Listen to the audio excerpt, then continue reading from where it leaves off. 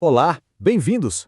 Hoje, a gente vai embarcar numa jornada por um dos maiores, se não o maior, mistério de todos, a nossa própria mente. O que, afinal de contas, é a consciência? Pois é, essa é a pergunta de US$ 1 milhão, né? O que é a consciência? Parece uma coisa simples que a gente vive todo dia, mas a verdade é que ninguém tem uma resposta definitiva. Nem os maiores especialistas do mundo conseguem cravar uma definição. É um quebra-cabeça fascinante. Então vamos começar por aí. Nossa primeira parada é justamente essa: tentar entender qual é o problema da consciência. Por que é tão difícil definir essa coisa? Basicamente, a ciência olha para a consciência de duas formas. Pensa assim, uma é a neuropsicológica, que se preocupa com o nível da consciência. Sabe, se a pessoa está acordada, se está alerta, é como se fosse o botão de ligado ou desligado. A outra forma é a psicológica, que está interessada no conteúdo, ou seja, em tudo aquilo que a gente sente, pensa, vê, a soma das nossas experiências naquele momento. E o que faz a nossa experiência ser, bem, consciente? O filósofo John Searle apontou algumas características bem legais. Primeiro, a unidade. Tudo que a gente sente parece acontecer numa tela só, tudo junto. Segundo, a subjetividade. É sempre a nossa experiência, do nosso ponto de vista. Tem também a sensação qualitativa. O cheiro do café é o cheiro do café, né? É único. E por fim, a familiaridade, que é o que nos permite olhar para uma casa que nunca vimos e pensar: ah, isso é uma casa. Ok, muito legal essa parte filosófica, mas e no cérebro? Onde é que essa mágica toda acontece? Vamos dar uma olhada? Pensa no cérebro como um computador. Para ele funcionar, alguém precisa apertar o botão de ligar. Esse botão no nosso cérebro é um sistema com um nome complicado, Sistema Reticular Ativador Ascendente, ou SRAA. É ele que nos tira do sono e nos mantém alertas, prontos para interagir com o mundo. Mas a consciência não fica num lugar só. Ela é tipo uma orquestra. O tronco cerebral e o tálamo são o maestro, regendo o que entra e o que sai. O lobo parietal direito nos dá a noção de onde nosso corpo está.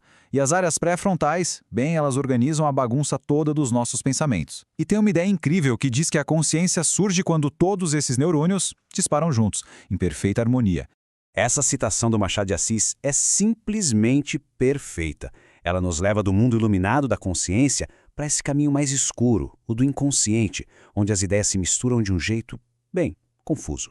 E falando nesse vai e vem entre consciente e inconsciente, vamos explorar as viagens que a gente faz todo santo dia. Sim, estou falando do sono e dos sonhos. Dormir não é só apagar. É mais como descer uma escada. Primeiro, o estágio 1, aquele sono levinho. Depois a gente desce para o estágio 2, onde o cérebro já começa a trabalhar para nos manter dormindo. E aí a gente vai afundando, passando pelo 3 até chegar no estágio 4. Esse é o sono pesado mesmo, sabe? Aquele que a gente precisa para recarregar as baterias e de onde é super difícil acordar alguém. Se a gente olhar para uma noite inteira de sono, o que a gente vê? Que passamos a maior parte do tempo, uns 75%, nesse sono NRM, que é mais para restaurar o corpo. O resto, uns 25%, é o famoso sono REM. É aí que o cérebro fica 1000 por hora e os sonhos mais loucos acontecem. E que frase, hein? O sonho é uma segunda vida. Gerard Nerval resumiu perfeitamente essa realidade paralela que a gente vive toda noite, né? E o que são os sonhos, afinal? Bem, todo mundo sonha toda noite, mesmo quem diz que não. Eles são supervisuais porque a parte do cérebro responsável pela visão fica ligadona. Freud dizia que os sonhos eram desejos escondidos do nosso inconsciente. Mas o mais curioso é como eles somem rápido. Se demorar uns minutinhos para anotar, pronto, o sonho já foi embora. Bom, até agora a gente viu os estados normais. Mas e quando as coisas saem dos trilhos? O que acontece quando a consciência se altera por alguma doença ou problema? A perda de consciência não costuma ser um interruptor de liga-desliga. É mais como um dimmer, uma luz que vai diminuindo. Começa com uma confusão leve, a tal da obnubilação, depois vai para um estado de sonolência mais forte, o torpor e o supor, até finalmente o coma, que é o apagão completo da consciência. Agora, atenção aqui, porque é muito importante entender o que é o delírio. Não é só estar confuso. É uma síndrome médica séria, aguda, em que a consciência da pessoa fica flutuando.